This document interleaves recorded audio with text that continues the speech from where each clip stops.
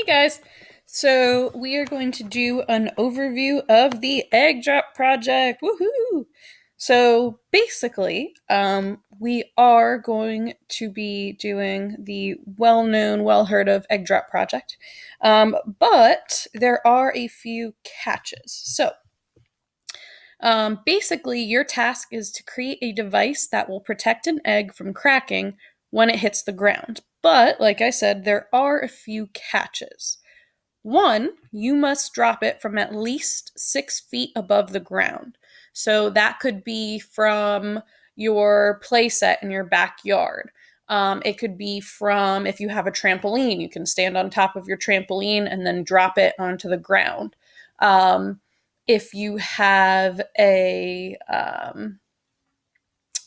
porch, you can drop it off of there. If you live in a house or an apartment that's on the second story, you can drop it out of your window. Make sure you're being safe. You can even have, if you don't really have anything else, you can have a tall person in your family drop it for you because likely if they raise their arms, they could be over 6 feet tall. So there are many different ways that you can achieve at least a drop of 6 feet above the ground. Now, you are only allowed to use a certain amount of materials, and you can only use certain types of materials. Basically, what will happen is we'll have a point system that you guys will get later, and each item is assigned a certain point value, and then you have a limit to how many points you can use in order to build your device. So, for example, a piece of paper maybe 5 points, and a cotton ball maybe 10 points, so on and so forth.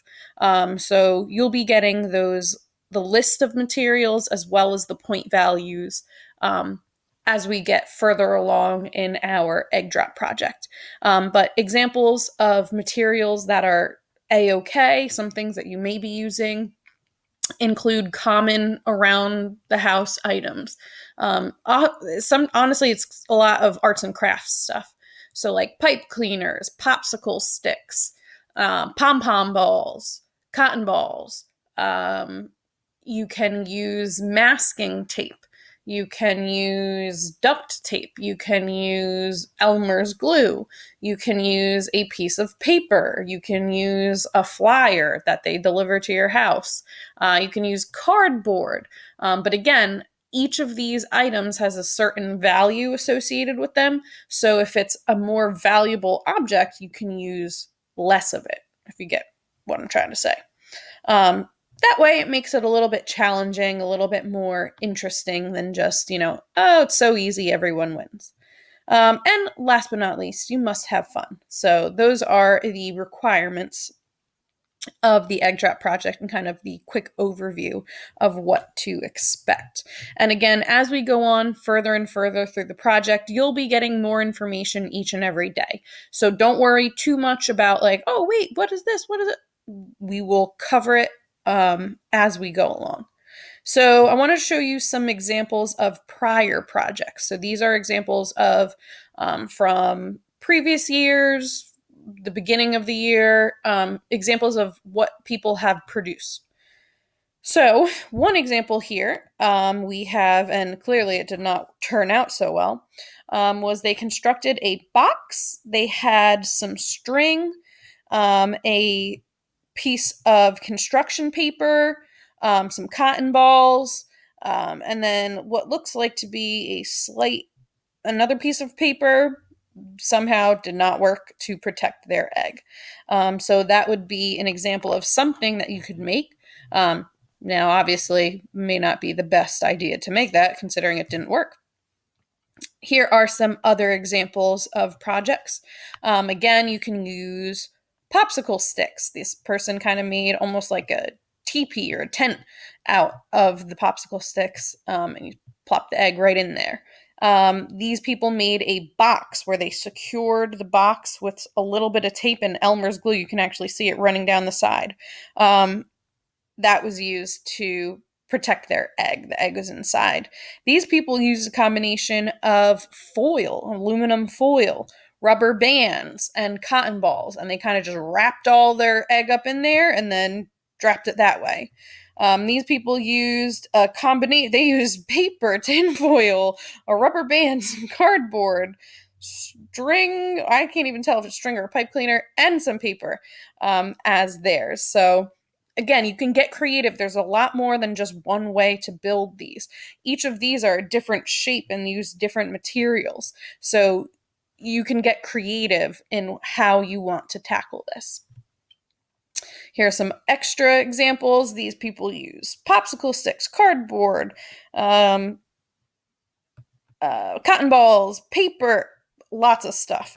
And again, these are two examples of ones that did not protect the egg. And then we have another one where they used foil, pipe cleaners, and kind of did a wrapping circular kind of deal. So those are just, again, some examples of what people have made in the past.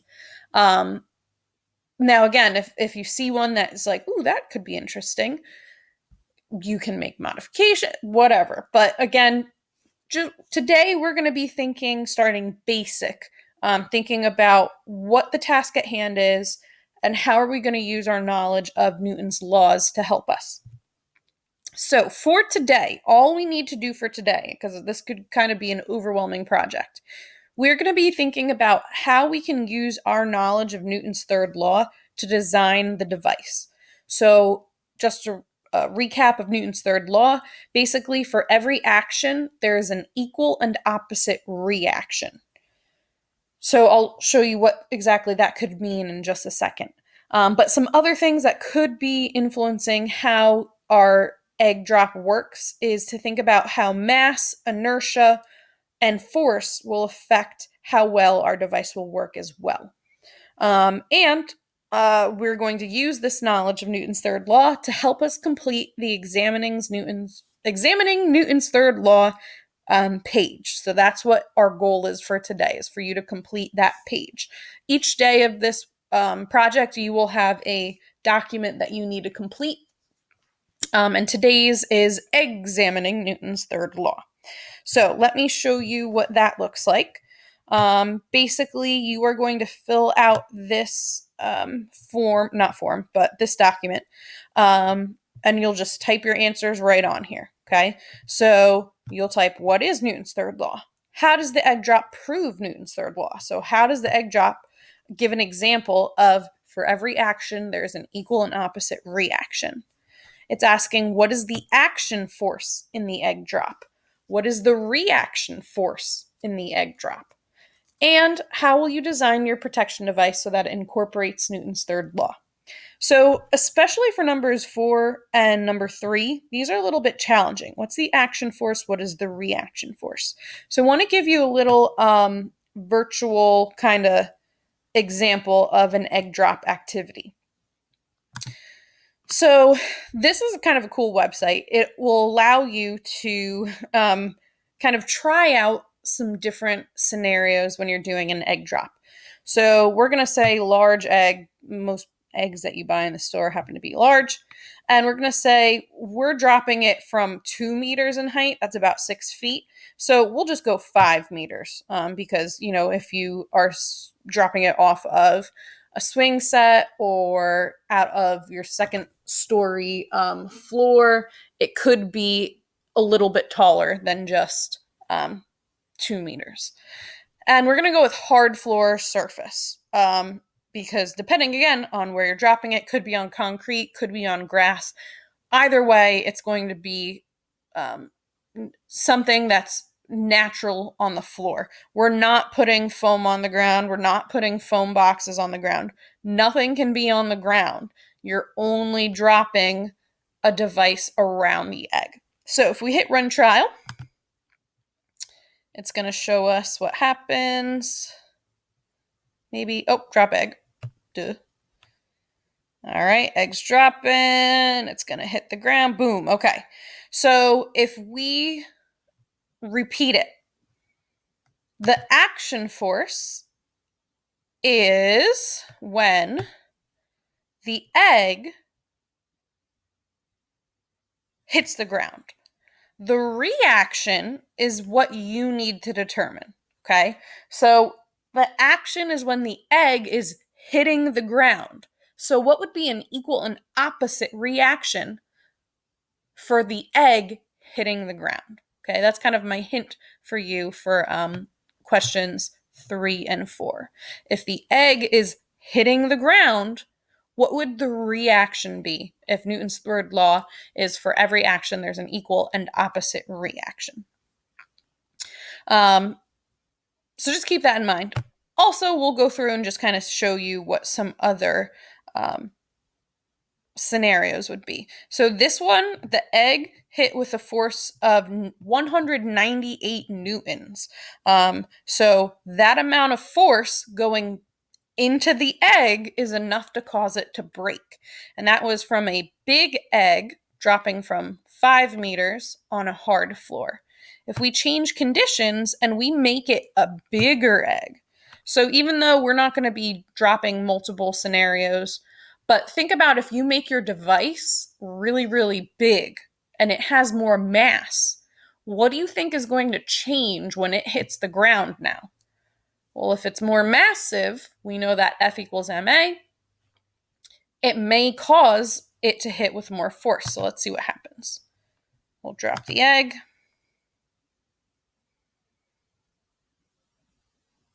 Boom. Okay, still breaks. Now it hit the ground with 264 newtons of force. So it seems like the larger the objects are, the more force they hit the ground with. That means that there's more force going into the egg. So that may be another thing that you want to keep in mind when you are designing your device. And let's change another condition. Now, again, I mentioned that we're not putting anything on the ground. We're only creating a device around the egg. But since that's not an option, let's say that, okay, I'm putting the foam around the egg. Even though in this scenario it's on the ground, it's similar because they're just dropping in like a naked egg. It has nothing around it.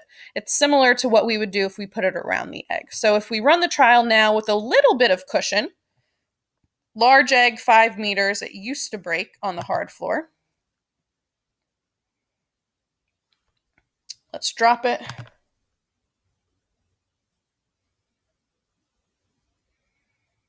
Oh, okay. So the egg is safe because it has that foam.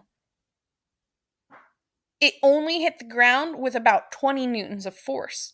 So it seems like that foam absorbed some of the impact, and the egg only kind of absorbed 20 newtons of force rather than, 165 or 200 some odd newtons of force. So by using different materials, we could potentially create a scenario where the egg is getting a object around it to absorb that force. Okay, so that's another possible thing that you can think about. So hopefully those little scenarios gave you some ideas on how to answer these questions. But again, I'll give you a hint with action force. It is when the egg hits the ground. So the reaction would be what would be the equal and opposite consequence of the egg hitting the ground. All right. Well, if you guys have any questions, you can always reach out to me on Google Classroom. They can be questions specifically about examining Newton's third law, or if you just have any in general egg drop questions, that would be fine as well. So tomorrow we will move on to our next step. Have a good one, guys.